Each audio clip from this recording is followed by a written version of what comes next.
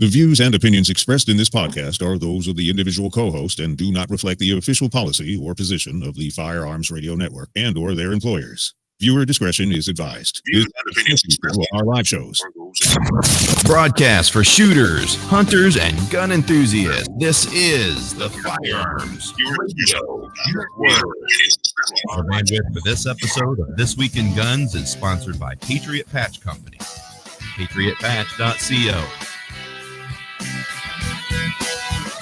Welcome to This Week in Guns. This show is brought to you by the Firearms Radio Network and Patriot Patch Company. And this show offers commentary on the latest firearms industry news, information, and buzz. I'm your host, Sean Herron. And as always, it's my pleasure to introduce our panelists tonight. First up, we have a 12-year Marine Corps veteran, former aviation analyst, marksmanship instructor, drill instructor, firearms instructor, three-gun competitor, writer, brand ambassador, Second Amendment activist with the DC Project. Please welcome Amy Dillon. How's it going? Hi, thanks for having me. You bet. Thank you so much for being here. I almost ran out of breath on that one. It's a lot. It is, definitely. I can't wait to talk more about it. Next up, we've got a good buddy of mine. We've got the author of the Safety On series and the owner of the Pew Pew Jew brand, Yehuda Reamer. How are you? I'm good, Sean. Thanks for having me. Absolutely. Glad to have both you guys here. Don't forget, listeners, go check out the Patriot Patch Company. That's patriotpatch.co. And let's get right into the stories. First story, VA bill would allow government employees, that's Virginia, by the way, with permits to carry concealed at work. This comes to us from Ammo Land, was posted on July 4th.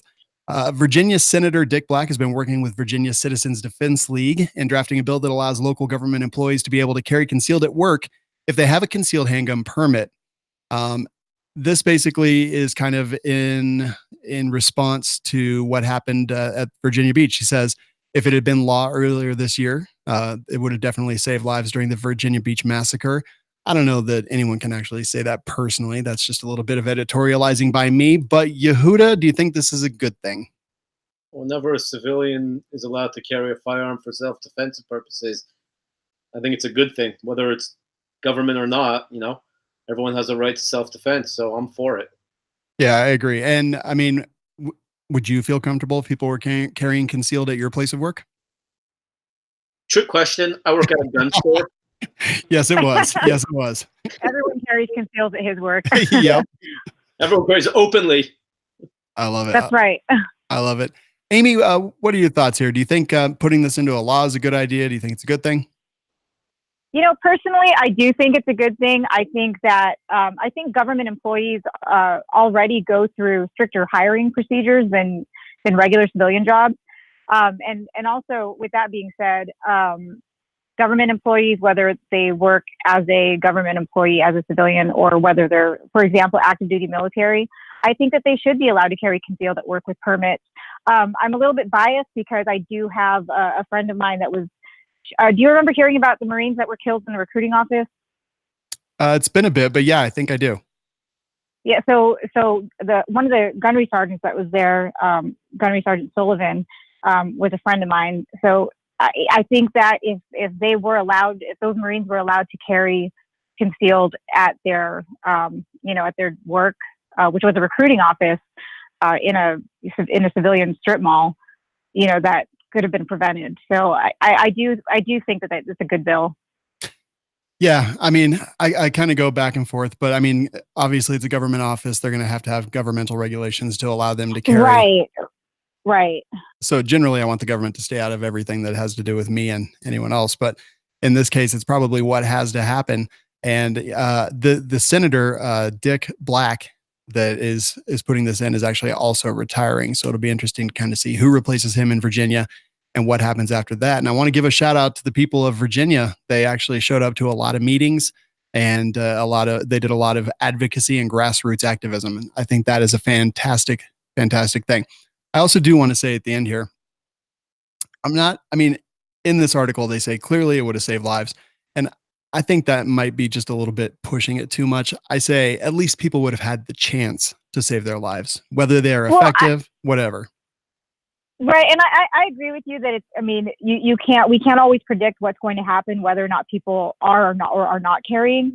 But I think it's important that people that do, have a permit and have exercised their right responsibly, to go through the, right now, whatever the procedures are to obtain that permit. I think it's important to give them that access to be able to carry where they, should be able to. Yeah, 100%. But I do agree with what you're saying. So I can't say that, absolutely it wouldn't have happened if someone was there with a concealed carry permit. Yeah, look, I carry a gun so I have the chance. I don't carry a gun so that everything works out for the best. I carry a gun so I have a chance. And, giving them the chance, I think, is a huge thing. Next story. New study shows the enforcement of existing gun laws would significantly reduce crime. This comes to us from researchers at Duke and University of Chicago, and it suggests that stricter enforcement of current gun laws would have an immediate and substantial impact on gun crime, because most criminals obtain their firearms illegally and within 6 months of committing a crime. This article actually has some time here, and they do some measurements of elapsed time from gun acquisition to current arrest. And the numbers are actually quite surprising. So based on the responses obtained in the Chicago inmate survey, 68% had obtained their primary gun, the gun they had in their possession at the time of their arrest, less than 6 months prior. In addition, of the 150 respondents who were armed at the time of their arrest, 42% had not been armed at all 6 months earlier. So I thought that this was a pretty interesting thing, and also says if the task is finding every gun, that feels hopeless. But if you focus on hindering or interfering with the transaction of guns, that doesn't seem quite as hopeless. And if they're able to enforce existing gun laws, that they suspect a lot of this crime would not happen. Amy, what are your thoughts? Well, I agree. I think that I've always said that what we don't need is new gun laws. What we need is enforcement of the existing laws. And I do think that if those laws were enforced correctly and properly, and the criminals were held to that, it would significantly reduce crime. So I absolutely do agree with that. Yeah, 100%. They also say it's not the stock, but the flow of guns that arms criminals. It is true that the current stock of guns in private hands is the source for a large percentage of transactions in the underground gun market. But those transactions, because they're illegal, often have high transaction costs. Yehuda, what are your thoughts here?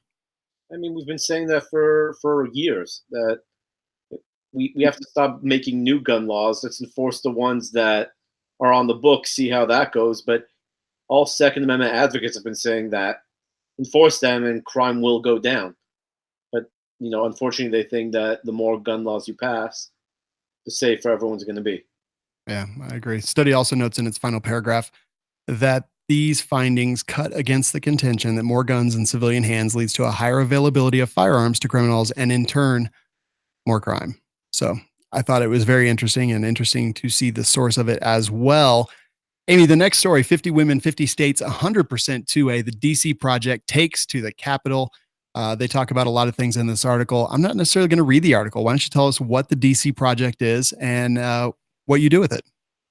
Yeah, I'm actually joining you from my hotel room in Washington, D.C., while I'm at the DC Project. So for the listeners who don't know what the DC Project is, we're an educational, nonpartisan initiative that brings 50 women, although we do have, a little bit more than 50, sometimes a little bit less than 50, one from each state, to Washington, D.C., and we're basically here to establish relationships with our legislators. So these are our congressmen and women, representatives that write the laws, to reveal who we are and our stories as firearms owners and Second Amendment supporters. We are here this week meeting. Every state has a representation, and we're meeting and giving our information to our congressmen and women. We have a rally on Friday for anyone who's in the DC area. We will be at the West Capitol lawn at 2 p.m. this Friday, July 12th. And I encourage everyone to come out, support us, see what we're about. If you aren't here, you can still support us by going to our website, which is dcproject.info. You can also find us on Facebook and Instagram, the DC Project, and on Instagram, it's DC Project Foundation. Very cool. Do you think this year is going to be successful for you? It's hard to say. This is one of those years where there's a lot of tension due to, you just read, a couple of the headlines there. So there's a lot of tension. And of course, we know that the Second Amendment is a very polarizing, emotional subject on both sides. And what we're trying to do is, like I stated before, we're nonpartisan. So we are strictly educational to be a resource. And also, I want to point out that the DC Project, I lost my train of thought there, but I want to say that we, I don't know if it's hard to say whether or not, every year is a success. I want to say. And this year, for example, I represent the state of South Carolina. Tomorrow, I actually have a meeting with my senator, which is Senator Graham's office. And I don't know if I'll meet the senator himself, but I have a meeting with his office. And we know that for those of you that don't know, Senator Graham is in support of the red flag laws, which is a really, hot topic right now. So it'll be interesting to see what they think and what how they approach us. But I definitely want to share my background, and we have such amazing women on my team and in the DC project itself that I think it's important that they know that what they're doing directly impacts us and it affects us. We have women that are not only in the firearms industry, we also have women that unfortunately have survived a violent attack or have been sexually assaulted or raped. We have women who's one of the women here, her husband was murdered in front of her by a stalker. And she didn't have her gun because she followed the law and left her gun outside in her car, outside the restaurant bar where they were at. And so those powerful stories bring a person directly in front of our lawmakers to show them how these laws that they're putting into effect impacts the law-abiding private citizen who has a concealed carry permit or is in a state where their gun rights were taken from them due to laws like gun-free zones, for example. Definitely. Yehuda, a DC project. What are your thoughts? I'm totally for it. I don't know how you can be against it. It's just everything Amy just said from, unfortunately there's women on the DC project who'd been sexually assaulted. The woman who Amy was just talking about who saw her husband murdered. I've talked to her numerous times. I know exactly who she is. Never had the pleasure of meeting her, but I know who she is. And, they're fighting for our Second Amendment rights, and they're doing it in a way that is the proper way for fighting for our rights. And, we all know that women are the largest growing demographic in the firearms industry. So it's pretty cool to see not only a group of amazing women going to the Capitol and doing it, but I actually am friends with a lot of the women who are there. And it's awesome to see them standing up for us. So I'm all for it. I agree. They want to think that gun owners look like me. All gun owners look like me. But exactly. Here we have. Okay, what's that supposed to mean? Well, we're bringing. Women they're the fastest growing. We've been saying this for a couple of years now, but we are the fastest growing demographic in gun ownership, and more women are obtaining concealed carry permits. I think the number raised, 72% increase in women getting their concealed carry permits. So, I think that Congress should pay attention to us and listen to our voices and listen to why we support the Second Amendment. We just want them to have a different image in their head on who a gun owner and Second Amendment supporter is. Yeah, I could not agree more. And I mean, especially the show. I mean, we have 50 women from 50 states in DC right now for the DC project. That's a huge accomplishment. Getting 50 people at the same place at the same time is pretty amazing. We've got the Pew Pew Jew on the show here. We have Amy on the show. It's great. This is what the gun community looks like, not what people see on the television and the mainstream media. Exactly. I love it. Next story coming to us from California. So first off, California ammo control law failures open door to legal challenge. So July 1st, they put this new thing in, and it is not going 100% well. There's a lot of long lines. There's a lot of confusion, delays, frustration, and it's kind of what everyone was waiting for. So the NRA and the CRPA are asking gun owners, California licensed FFLs, and ammunition vendors who have experienced issues with Prop 63 requirements to contact them via email. And let me give out that address. It is ammosnafu at Michelle, MICHELLAWYERS.com. And the reason they're doing that is because they are filing an injunction to challenge the California ammo law train wreck, because clearly it is causing a problem and infringing on people's rights. It's supposed to be, I think, $1 and very quick, but it has not been that at all. People are having problems, and we will see if they actually get that preliminary injunction granted Yehuda, what are your thoughts on this? Oh God, I'm glad I got out of California when I did. I mean, August 16th will be my 5-year anniversary of leaving California, Los Angeles, and I'm just, I used to make fun of California for being so anti-gun because I grew up there, but now I kind of feel bad. I mean, now it's a whole new level of infringement that we haven't seen anywhere before, and unfortunately, I I have so many buddies now who are suffering from it, and it sucks. And I'm really hoping that whether the NRA does something good with this or not, runs with it, but hopefully they can get stuff done and get it thrown out because it's pretty ridiculous. Yeah, I 100% agree. Amy, California, I feel bad for them a lot. And there's a ton of gun owners in California. Like they listen to the Firearms Radio Network a lot and often. So it sucks. What do you think?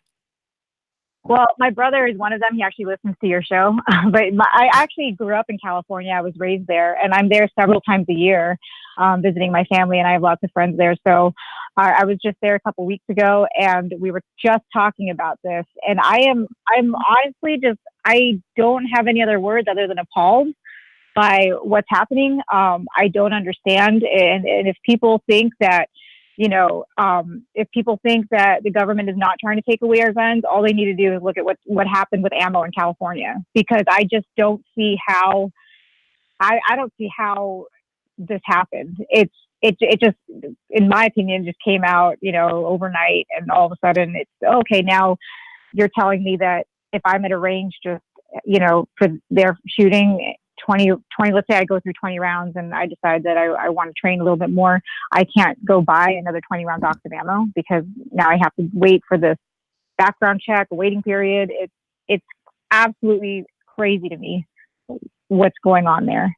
Yeah, I could not agree more. It's so bad. And I know that there's so many just incredible gun owners in California, and just the stuff they have there to deal really with. is. Yeah.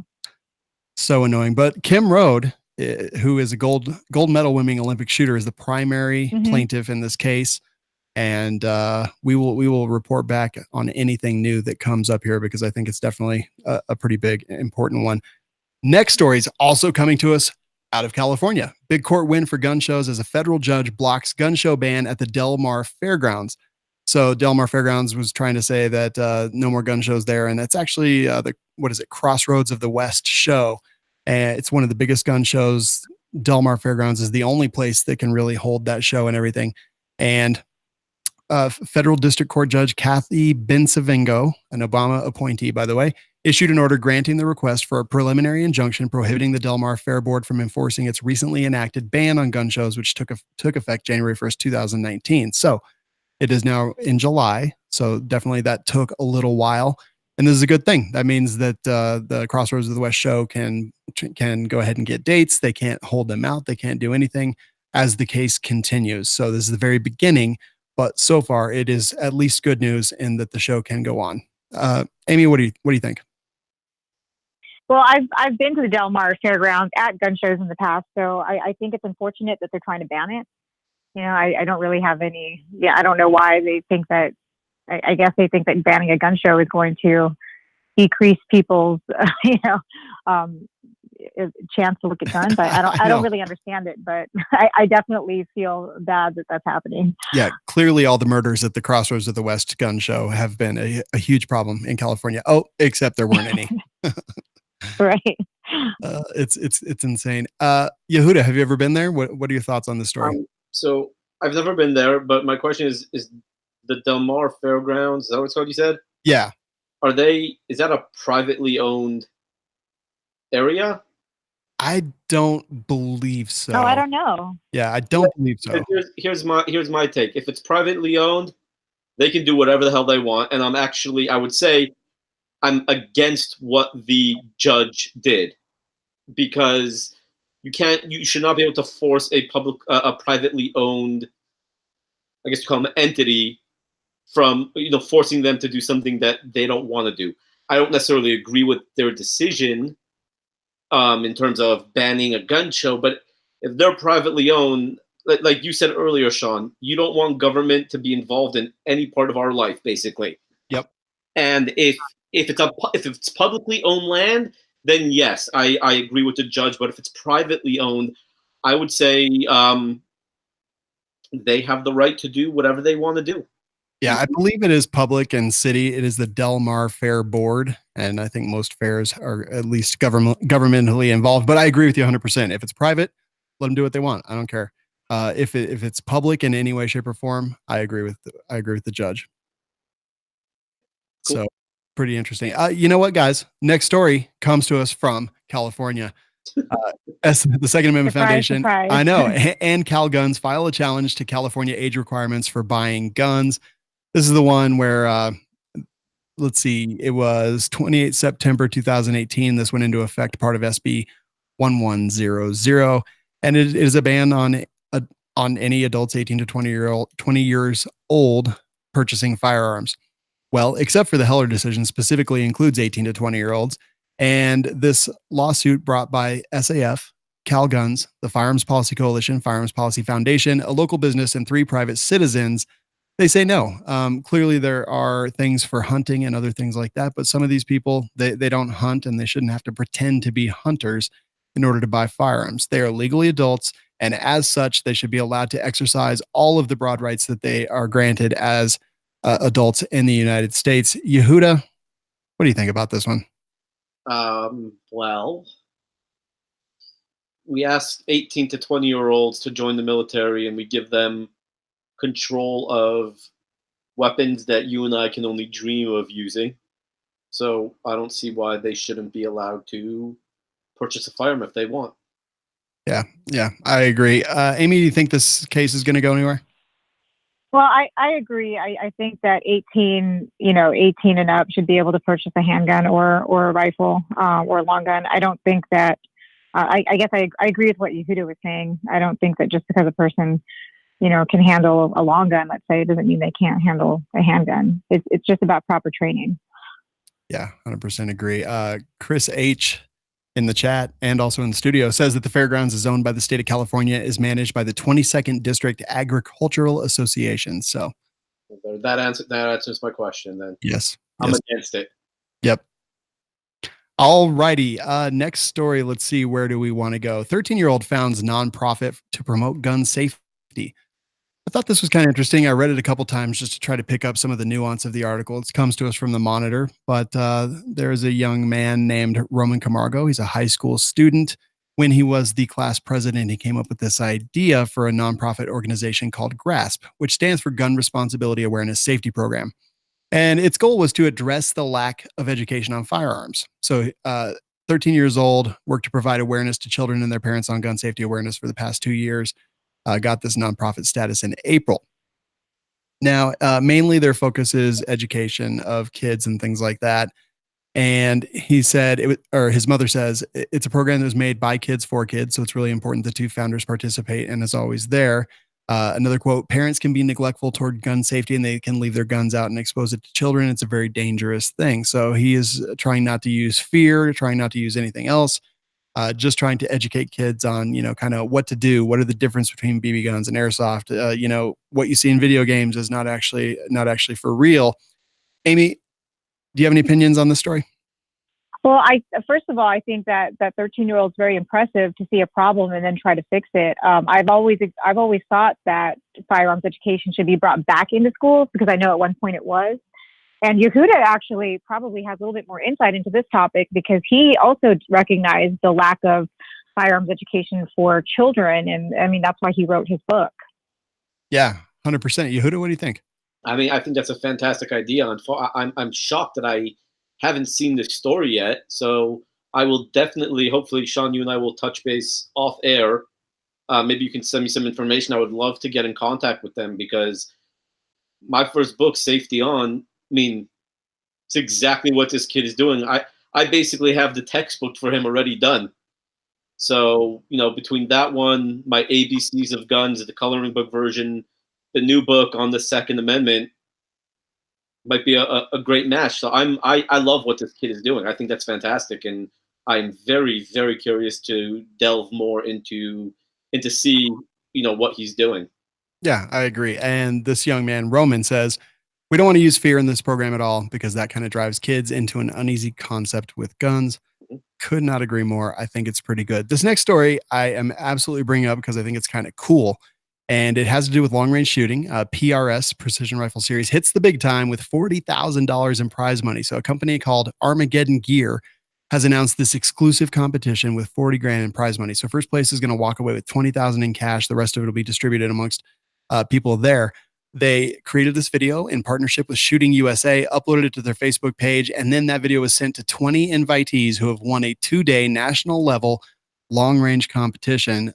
I think this is pretty cool. I mean, it's putting some big money into these prizes. They're inviting a specific amount of people that have done some pretty cool things. Yehuda, would you go compete in this? I mean, I'd definitely go compete. I don't do long range shooting, so I'd definitely not walk away with a penny. But I think it's cool. It's taking your traditional competition shooting, and I think upping the stakes, upping the game. And I would love to see more things like that. I think that's really cool. It definitely could change the face of the competition shooting world, and just make it a lot more fun and interesting. Yeah, it's a big deal. Amy, this is kind of the Willy Wonka or Charlie and the Chocolate Factory of precision rifle shooting. Right. Yeah. I would, that's very cool that there's a prize, $40,000 prize money for PRS. So I think that's it's good for anyone who's already a PRS shooter. I know PRS, competitive shooting has been around for a few years or for a while now, and it's definitely its own niche, but the fact that there's a company willing to put that much money on the prize table is pretty awesome, Yeah, I completely agree. It makes me think I should start shooting PRS matches now. I know. Well, I got to say that just I try to keep a close eye on like kind of the tenor of online community and what people are interested in, and long range shooting. I've seen a ton of interest in it, and I really think that this is kind of that next step, get people more interested in it, because when there's prize money, there's gamesmanship. Where there's gamesmanship, there is interest, and where there's interest, there's people buying things. And honestly, we got to keep the firearms industry healthy, so that we can all enjoy our hobby and enjoy new products and other things like that. So I think this is huge, and congrats to Shooting USA and Armageddon Gear. Good stuff. Yeah, I definitely wish that there was a little bit more coverage for, the action shooting sports. Especially, I know in a couple of weeks we've got the World Rifle Shoot happening in Sweden, and the U.S. has a team there, and that's something that when I tell my friends about, U.S. competitors going over for shooting matches overseas, I'm always surprised because nobody ever knows and hears about this in mainstream media. So I think it's important to get the word out that action shooting sports is alive. There's many different areas and disciplines of competitive shooting. So I think it's important that the media picks it up and we share that news. Yeah. Next story, charges dismissed in first SAFE Act conviction. This SAFE Act, for people who don't know, it's a thing in New York. It's a really crappy law in New York. And in 2014, a gentleman with the name of Benjamin Wassel was convicted of selling 2 of his own, air quotes, assault weapons to an undercover investigator. Well, the New York State Supreme Court Appellate Division overturned this conviction back in April, and Monday's decision means that he cannot be retried for the crime. So they put in this big, crazy SAFE Act, which really restricts the Second Amendment rights of all people in New York. They charge one guy, and now his conviction is overturned. So just more evidence that stupid laws don't do anything. I mean, we talked about the Duke and the University of Chicago article earlier, and how enforcing existing laws is a good thing, not adding a bunch of stupid stuff like this. Yehuda, are you glad about this one? Yeah, of course. I don't know exactly. I mean, look, truth is, I don't know the whole case. So, if he sold his, like you said, assault weapons, assault rifles, whatever you want to call them, but he did everything legally, then it's good that it got thrown out. Yeah, 100% agree. And the SAFE Act is just absolute trash as legislation. Amy, good news, bad news, indifferent? No, I agree with Yehuda. Of course, we always, I think it's good that the charges were dismissed. New York is one of the top 5, I think, strictest states when it comes to gun laws. And so it's nice to see, that there's some fight going on there. Yeah, 100%. Let's Let's move into the next segment. This one makes me mad. It gets me really mad. Florida woman, and I'm mad on a couple different levels. I don't even know which side of the fence I come down on personally. So, Florida woman arrested for turning in her estranged husband's firearms to police. Yeah, this came out a bit ago. I think we may have mentioned it, but there's a little bit of an update. But just to remind people, 32-year-old woman, her husband is taken to jail for trying to run her over. They're separated, living in different places.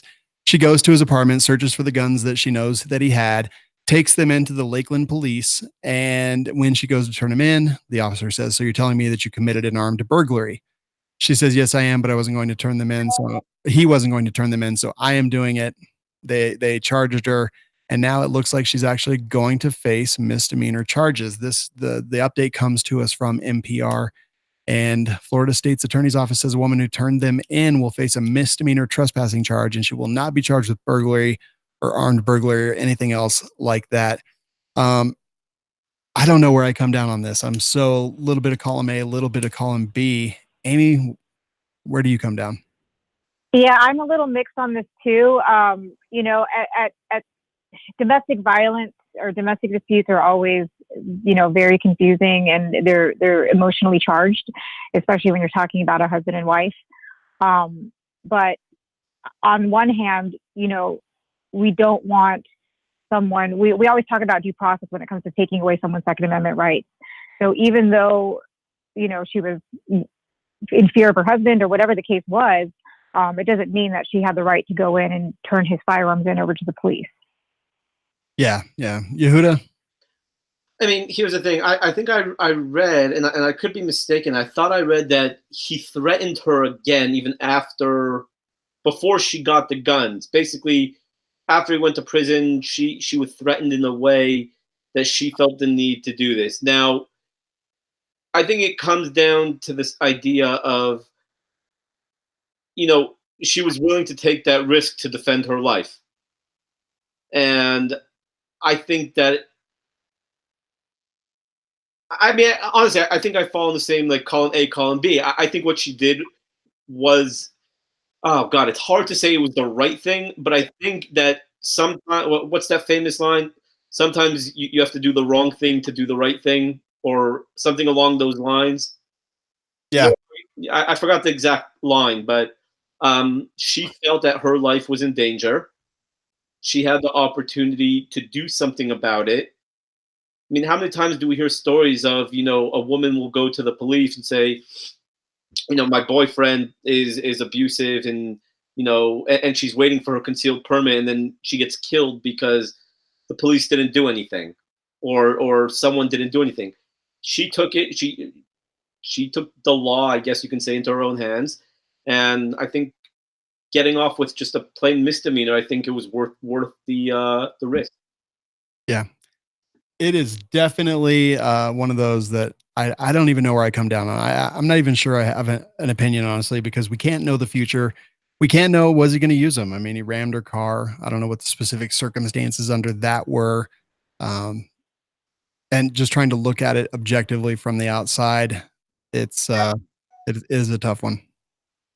Well, to look at it objectively, you have to look at the legal, you have to look at the legal aspects of it, which is she committed a crime. Mm-hmm. Right. Yeah, no, I completely agree. So anyway, we will see if we hear any more updates on that one or any more details. This next story, pretty cray-cray.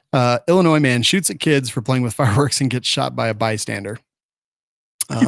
So a teen, 12-year-old and a bystander were shot by a man who was annoyed by kids setting off fireworks in a park. Man in his 40s approached the kid with a gun. The children, 6, 7, and 12-year-old, flagged down a car that had a 16 and a 24-year-old in it for help. 16-year-old rolled down the window, asked the suspect why he pointed a gun at the children, and then he started shooting at the car. The 16-year-old was shot in the stomach and the leg. 24-year-old was not injured. Suspect dragged the 12-year-old into his home and then went back outside and started to shoot at the 6-year-old and the 7-year-old as they ran to a neighbor's home. Holy moly, that's a lot of fireworks. Yehuda? Wait, the guy opened fire with a gun?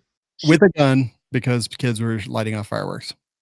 I mean, this guy should go to prison for a very long time. Yeah, this sounds like a pretty unbalanced dude. I just need serious psychiatric help. I mean, I would say if you're in that situation, first step, call the police. If it's bothering you that much, you can say, hey, there's a 12, 6-year-old and 7-year-old playing unsupervised with fireworks. Get over here. But to go and shoot up a car and then trying to shoot kids, and I mean, I guess you can. I mean, is that considered kidnapping? Throwing the kid in the house? Yeah, I don't know. I mean, I think this guy's in a lot of trouble. Oh yeah. I mean, this guy should be Arkham Asylum. I mean, I don't know. This guy needs some serious help. This is the reason why we have to, um, use the gun laws that are already on the book. Yeah, without question. Amy, do you think this is a valid response for being annoyed at fireworks? No, it's absolutely not a valid response. And, that story just sounds like a mess. But if kids are playing with fireworks and the man was annoyed, he should have just called the police. It's not his duty to interfere, even if they were in the wrong, especially where minors are involved. Yeah, I don't think I've ever been that annoyed, honestly. And I've been pretty annoyed. So this is like a whole new level. Right. ATF changes the way pistols with braces are measured. I'm sure everyone's heard about this. So we had an ATF opinion that talked about the way that they're measured, and then someone sent in a request for a ruling or an opinion on basically the same thing.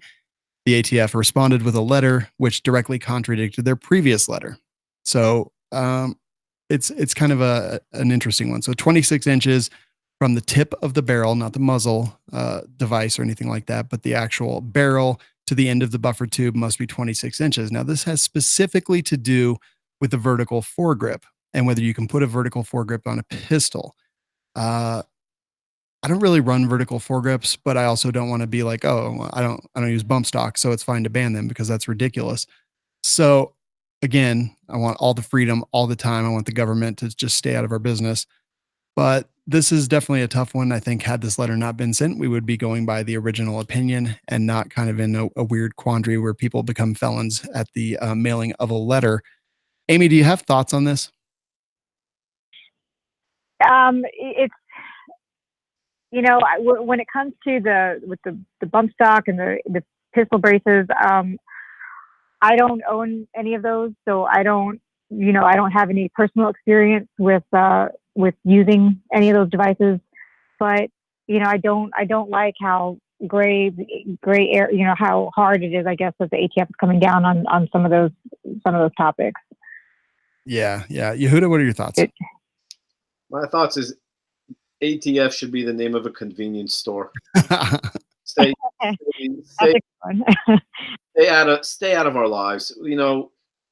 One question, and I'm sure we all get the same question often is, well, do you think that a civilian should be able to own a RPG or a tank and something like that? And Yes. yeah, because just like I'm not going to go shooting up a place with a semi-automatic handgun, I'm not going to go driving over people in a tank. Right. And that's really what it comes down to. It's mentality. It's not necessarily like, oh, well, I shouldn't be able to have a tank. I mean, I think just stay out of our way. Leave us alone. Go after the criminals. Yeah, we'll call you if we need you, but we don't need you. Yep. I think is how I feel as well. Yeah. Yeah, it's just, and honestly, like, don't send letters. Like, if we already have an opinion, look it up, ask your friends, get a good opinion based on what's actually going on. Don't be cray, and quit sending letters to the ATF. I think that's what I really want to say to people.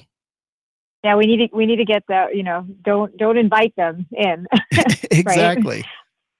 All right, let's see, where are we at? I'm going to go ahead and move down to Arizona Starbucks ejects police officers because customer felt unsafe. This story comes to us from Fox News. I've seen it all over the internet. Officers go into Starbucks because they need some caffeine. Someone, a customer there, tells the barista, you know what? I don't feel comfortable that those police officers have guns, and I don't feel safe. So the barista goes over to the police officers and says, they don't feel safe. Could you please move your guns out of this person's view or leave or something like that? and the police officers leave, clearly probably as dumbfounded as I am by this story. There's a whole lot of things to unpack here. First off, are people really that dumb? Are people really that dumb? Are people really that stupid? Are people really that ridiculous? Amy, what do you think? Well, first, I don't agree with how people are demonizing police officers, because police officers are the first people they call whenever there's a problem. So for a customer to feel unsafe because a police officer walked into a Starbucks carrying is just absurd to me. If that Starbucks was under attacked by an armed robber or whatever the case is, the first person they would call is the police. Yeah, I 100% agree. Yehuda? Two things. I think if somebody is that uncomfortable around a police officer, I think the police officer should have full 100% rights to go frisk that person, because clearly, in my opinion, that person's up to no good. I mean, I don't care what's happening politically around the world, around the country. There's no reason why you should be doing that to law enforcement. It drives me crazy when people demonize law enforcement. I know anytime I post on my Instagram account anything dealing with law enforcement, I always get one or two schmucks who will say things like, well, you're being contradictory, because when they come for your guns, the first people that are going to come for your guns are the law enforcement. So how can you support law enforcement? And I'm like, dude, you deserve to be slapped so hard. And it just drives me crazy how dumb they are. Also, it really got me thinking how I think one of these next couple days, maybe over the weekend, I'm going to go buy a ton of iced coffee or make iced coffee and set up a little booth and charge, 25 cents for a cup of iced coffee and give all proceeds to my local police department down the block from my house. There you go. I like it. I don't know. Starbucks, get it. I mean, and Chris H points out complaining is covered under the First Amendment. Totally agree. Like, the person that I think is dumb is the barista that was like, oh yeah, let me go tell these police officers who are literally here in an official capacity and working and have guns for a very specific reason to go move because it offends this other person. It's so dumb. Like, don't give people like that a voice. Don't give people like that any redemption whatsoever, I guess, is kind of what I think. This last story is Dems want nationwide Massachusetts style firearm licensing. Oh, this is a doozy. So Democrats on Capitol Hill unveiled a program to use taxpayer dollars to help bring Massachusetts style gun control laws to the rest of the country. And they're so clever, they called it the MASS Act, which stands for Making America Safe and Secure. Get it, Massachusetts? They're so clever. This Senate bill S2014 would establish a U.S. Justice Department grant program open to eligible states that adopt and maintain licensing standards for gun owners. The guidelines would include that gun owners maintain a license issued by their local chief of police or sheriff for the entire time they legally possess a firearm. Licensing would include a thorough background check that could include an in-person interview and character references. First-time applicants would have to show proof of firearms training, and the agency would have the ability to deny, suspend, or revoke a license if they deem the applicant unsuitable. Holy moly, we talked about California and how unlucky they are there. How did I not even realize that Massachusetts was like basically a pit of hell when it comes to gun laws? Amy? So basically, the state of Massachusetts wants to be the lead on putting together a national, I guess, firearms carry permit. Yes. It sounds like. Yeah. Wow. Well, like we were saying earlier, the last thing we want is the government to be in control of having one regulation for one permit. I think that right now, although there are some states that have it worse than others, I think it's important that we keep state rights instead of having one national, I guess, nationwide regulation where now big government can, with one signature, take it all away. Yeah. Yehuda? At what point are we going to start stacking bodies? I don't know, man. Like, I don't want to see another civil war in this country, but at what point is enough going to be enough? And it sits on my mind on a daily basis. When is enough going to be enough? I mean, if this passes, which I don't think it will, but if it would pass, or let's say Trump loses in 2020 and some Cory Booker or Kamala Harris and they pass this, I mean, at what point is enough going to be enough? Yeah, it is insane. Well, on that note, Swalwell or whatever his name is, he jumped out of quit the presidential race. So I think that's definitely a good thing. But holy moly, this is ridiculous. First of all, like the Second Amendment, I don't even know how this is legal in Massachusetts. It's crazy to me. Because that is very, very restrictive. It's absolutely Jim Crow. You have to have a lot of money apparently to have a concealed carry permit and own a gun. And, that goes in the face of what we have as precedent around the country. So anyway, I don't know. It's all pretty crazy. But, before we go, I want to hear from you guys and hear what you've been up to, new things that are going on for you, and where people can keep up with everything. Yehuda, everyone's been asking about your shirt, and we told them the pewpewjew.com. Yes, my GI Jew with the two dancing rabbis. Yes. Holding a Glock and an AR. So what have I been up to quickly? So I just released my new book, 27 Words. It's a breakdown of the 27 words of the Second Amendment for children, about ages 6 to 10. Unfortunately, with all the revisionist history these kids are learning in school, I'm trying to combat that by giving a introduction to the Second Amendment for children. I have a new book dropping again in September called 105 Explosive Gun Jokes, which I'm super excited for. And if people want to find me, thepewpewjew.com. I do a lot of social media, Twitter, Instagram at thepewpewjew. If you find me on Facebook, follow my public page. If you friend me and I don't know you, I will not accept you. Whenever I do podcasts or anything like that, I end up getting like 30 new friend requests. I'm like, no, not happening. So I have my private page. I know people hate hearing that, but if I don't know you at this point, I get some hate mail. So at this point, if I don't know you, I kind of. Yeah, no, I totally get it. I'm the same way. Yeah. But yeah, no, that's awesome. So the pewpewjew.com, congratulations on the new book that's out now. That is amazing. Super, super happy for you. And like I told you recently, man, I keep a very careful eye because I'm super proud of you and you're doing great, great work. And so glad that you're a part of the community. I appreciate that. Thank you very much. Amy, where you been? Where can people find you? What you been doing? Well, currently, as I stated before, I'm in Washington, D.C. with the DC Project. So I do want to shout that out. The DC Project is on Facebook. We're also on Instagram, DC Project Foundation. And I'm kind of all over the place, but the best way to find me is on social media, which on Facebook, if you can look for Ada May, which is my full name. I go by Amy for short, but it's ADDAMAY, last name Dillon, DILLON. I'm also on Instagram at ada.may. You can also find me on guns.com, social media. I've been doing a lot of social media content for them.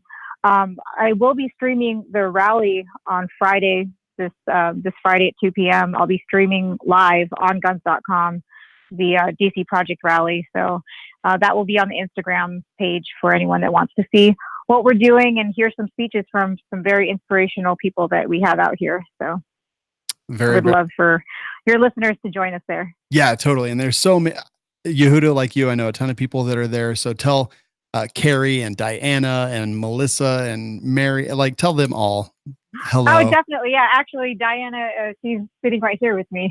Oh, hi, Diana. I don't know if you can hear her, but she just said hi. She's been keeping quiet because she knew I was doing this tonight. So that's weird because she's never been quiet before. He said you've never been quiet before.